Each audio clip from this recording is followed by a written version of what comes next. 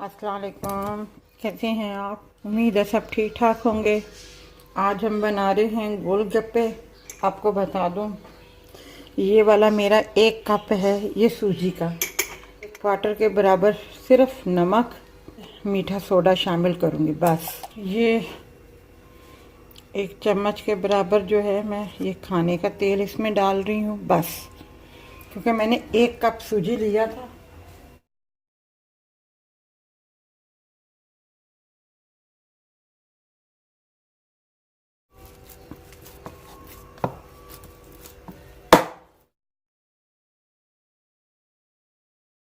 अब इसको थोड़ा सा रेस्ट देते हैं, उसके बाद हम इसको बेलेंगे और इसके गोलगप्पे तैयार करेंगे। इसकी इसी तरीके से रोटी बनेगी। आप इन किनारों की फिक्र ना करें, आप उस कटर की मदद से है आप काट लीजिएगा।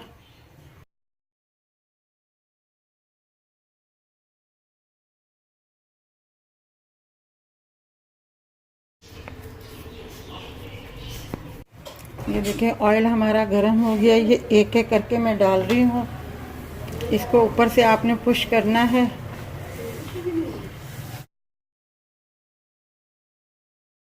ये देखें गोलगप्पे हमारे तैयार हैं। अब हम इनको जो है ये इस तरीके से, ये देखें, इस आटे को गूंद के आप जितनी देर थोड़ा सा रखेंगे ना, उतने मज़े के बनेंगे ये गोलगप्पे। हुए थे ये चने मैं इसमें शामिल करूँगी। पहले चने मैंने भर दिए हैं।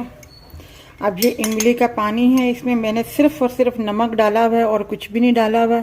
ये मैं मीठे अपना जो है गोलगप्पे तैयार कर रही हूँ। ये मैं इसमें मीठी अब खजूर की चटनी डाल रही हूँ। अच्छा, अब ये दही है। ये दही बिल्कुल सादा है, इसमें मैंने कुछ भी नहीं डाला हुआ।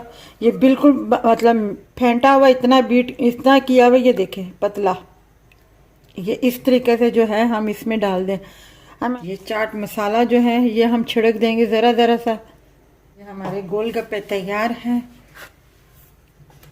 ये देखें बहुत मज़े के हैं। सिर्फ खट्टा पानी मैंने आपको बना के नहीं दिखाया, बाकी जो मीठी चटनी थी उसकी मैंने रेसिपी डाल दी हुई है। खजूर की जो मैंने मीठी चटनी बनाई थी। दही का भी कोई मसला नहीं है, दही भी मैंने आपको बता दिया कि उसको सिर्फ थोड़ा सा पानी डाल के अच्छी तरीके से उसको बिल्कुल मिक्स करना है और इस तरीके से तो पतला रखना है। चने हैं, चने उबाइल करके हमने इसमें डाल देना है। मेन मसला होता है इसका पापड़ी का।